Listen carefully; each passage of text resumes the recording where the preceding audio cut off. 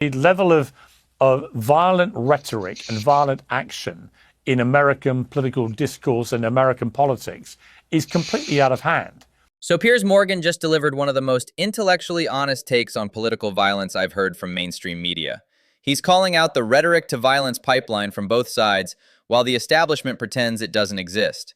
This is exactly the kind of nonpartisan analysis we need more of. The Center for Strategic and International Studies reported in September, it said in recent years, the United States has seen an increase in the number of left-wing terrorism attacks and plots, although such violence has risen from very low levels and remains much lower than historical levels of violence carried out by right-wing and jihadist attackers. This CSIS data is crucial because it's not opinion.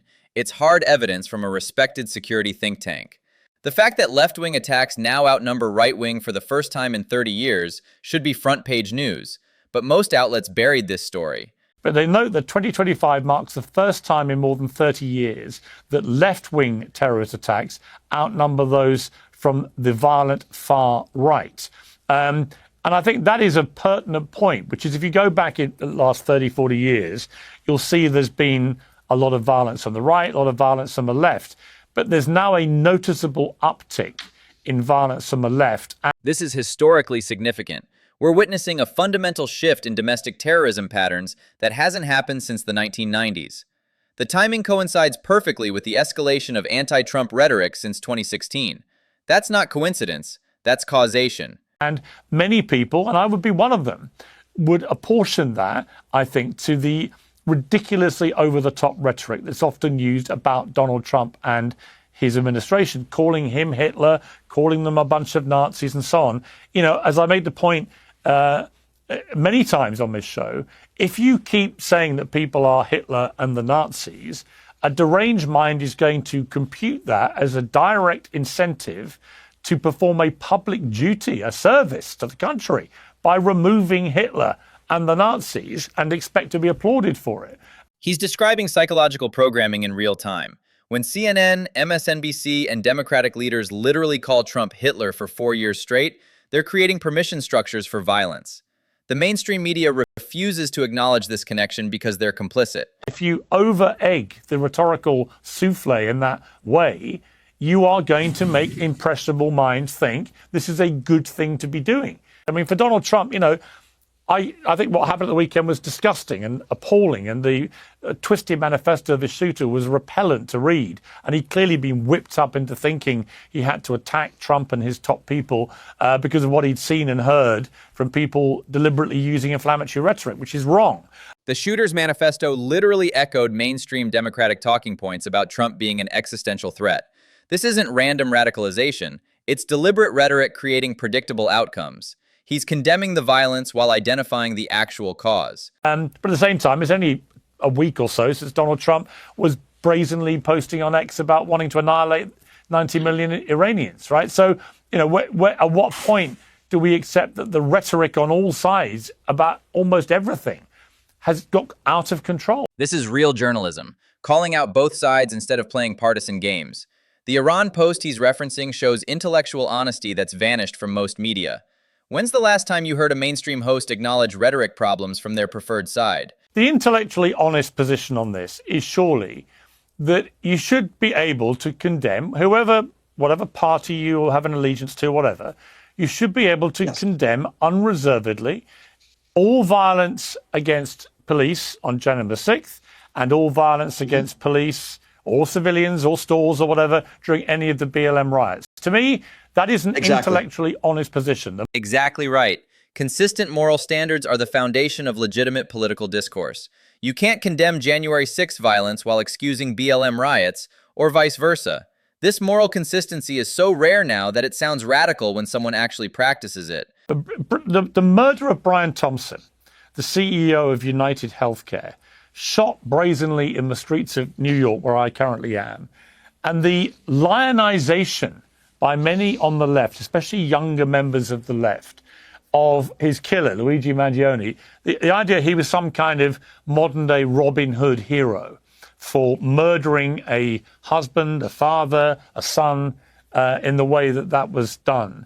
You know, the reaction was almost as appalling as the murder itself. It's like, this guy's not a hero. He's a cold-blooded assassin of the kind that we used to be able to all agree should be condemned by everybody, but that didn't happen. The Mangione worship was genuinely disturbing. TikTok was flooded with teenage girls calling him a hero and making fan art. When cold-blooded murder becomes trendy because the victim worked in healthcare, we've crossed into dangerous territory that previous generations would recognize as moral collapse. And this is my problem, is I think, Joe, that people's reactions, their sensitivity, we're getting numbed to this stuff to the degree that people think it's perfectly okay to say, you know what, he had a point, that Mangione, and by the way, he's good looking, isn't he? What? What? You know what I mean? This desensitization is the real danger. When violence becomes normalized through social media celebration and memes, we lose the basic moral guardrails that keep society functioning. The fact that people defended Mangione while calling him attractive shows how completely twisted our discourse has become. People and annihilate an entire civilization. It wasn't just the 6 members of Congress. Trump called for General Milley to be publicly executed. Remember, he sent out that image of a President Joe Biden hogtied in the back of a pickup truck. Chris, this stuff needs to be condemned by you and your side. Okay, Joe, I'm going to leave it there. What I would say about that is I don't disagree with you. I think some of Trump's rhetoric goes way too far. I thought some of the stuff against the Iranians was appalling for the President of the United States. Agreed. Borderline. He was talking about the regime. Criminal. He doesn't want to extinguish all of Iran, obviously.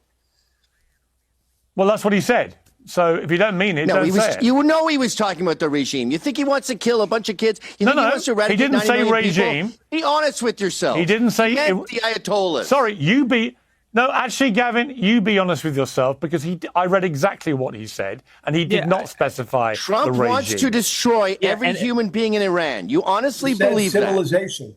Yeah, I think if he doesn't believe that, he shouldn't. Wait a minute. I think if he doesn't believe it, he shouldn't say it.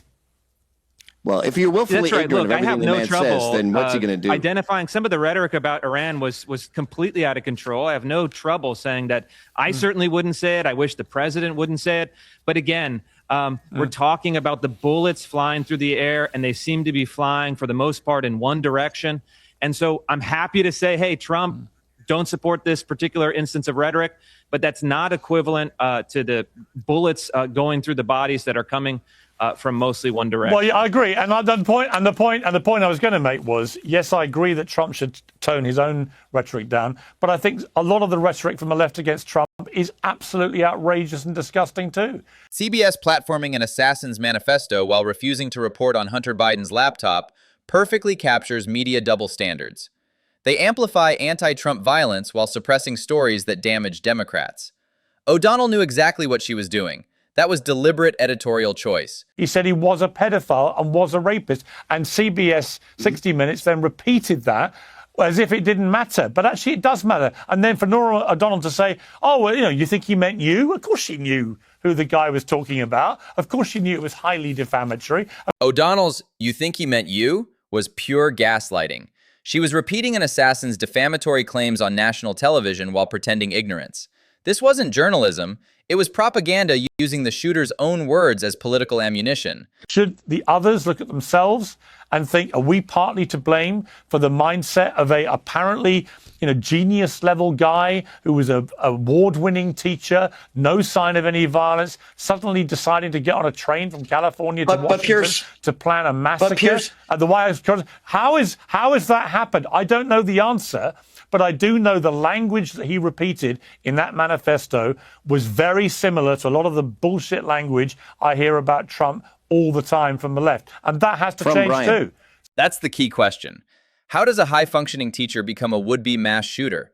The answer is systematic radicalization through mainstream rhetoric that dehumanizes political opponents.